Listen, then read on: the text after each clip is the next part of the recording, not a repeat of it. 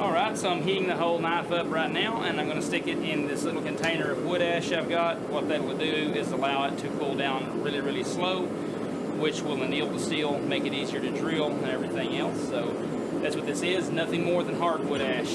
There's other things you can use, clay-based cat litter, stuff like that. This is what I've got in hand, so it's what I use. So that's what you're fixing to do, is stick it in these ashes.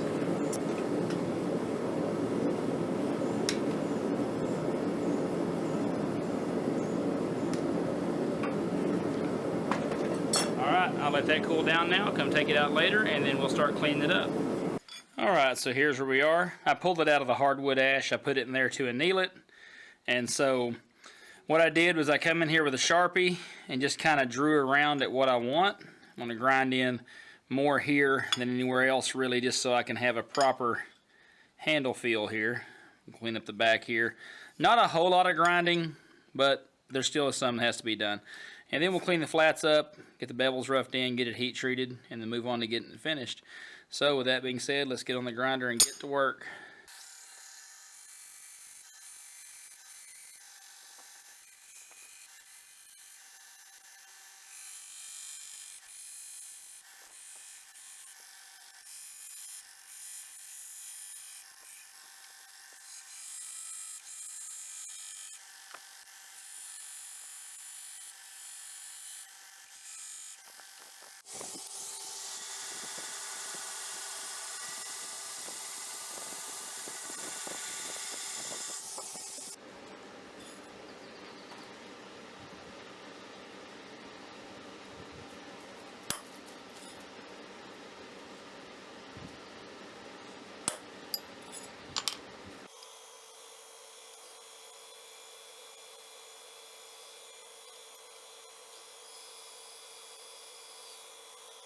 Alright, so I've drilled the pinholes here in the handle, and so what I've done is I've changed to a larger drill bit, and I'm going to come in here and I'm going to chamfer the edges of these pinholes, because sometimes you can get a little bit of flashing when you go through the steel, and that little bit of build up there can cause your handle scales not to fit right.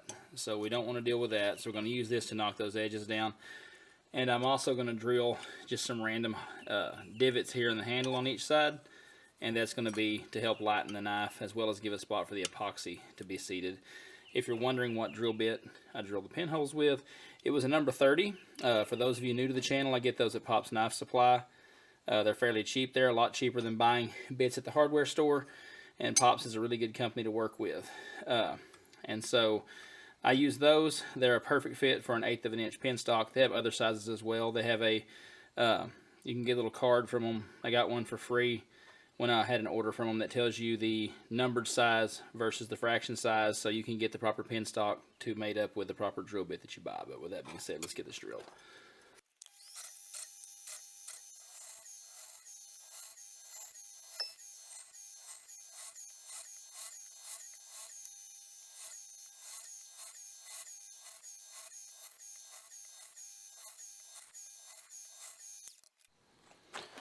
Alright, so now I'm going to use my height gauge to scribe a line along the edge portion here of the knife, and that will determine the area for me to grind up to when I roughen my bevels. We'll do the same thing after heat treat, which will be the final area that we grind up to before putting our final cutting edge on. So I'm going to get my height gauge set and get this scratched in.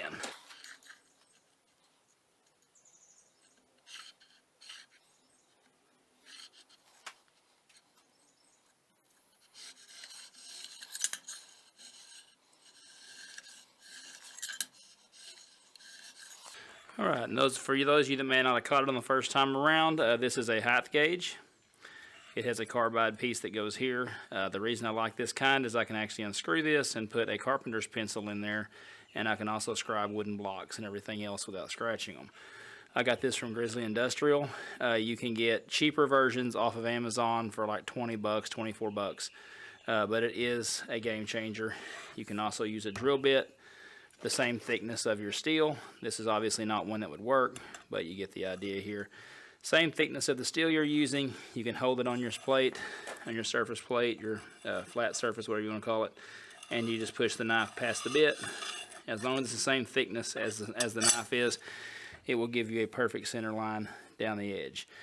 You can also find other types of scribing tools for the surface or for the edge that will just go, they kind of lay up here against the bevel and you can run them right down the edge. Walter Sorrells uses one like that. They do have them on Jant's Supply and Pop's Knife Supply. But now that I've got this edge scribed, it's time to get on the grinder and get our bevels roughed in.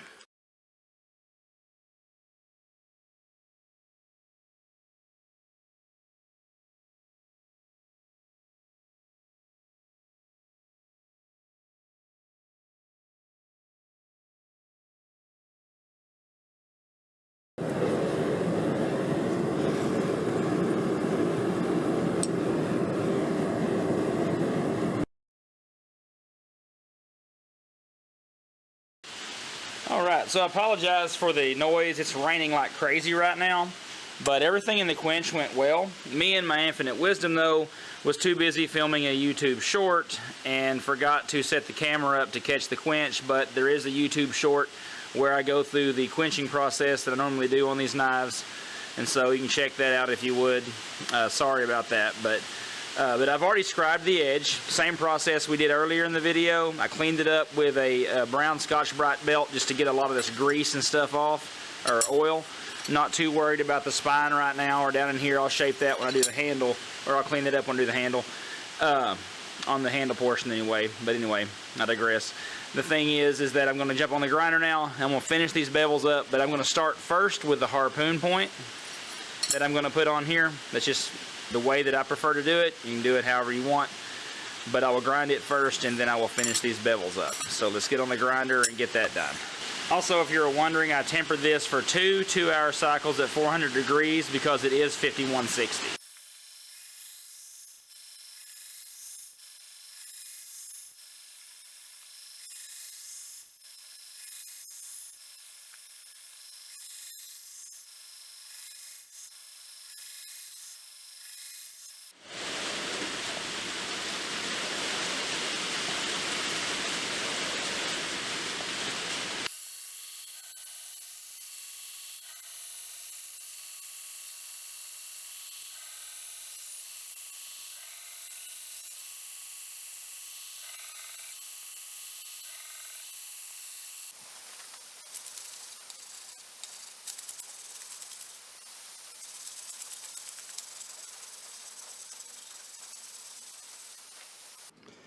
Alright, so I've wrapped up all the hand sanding. Got it up to a 400 grit. Everything's looking pretty good. So now I'm going to turn my attention to the handle scales and get them cut out and drilled, and they'll be ready for glue up.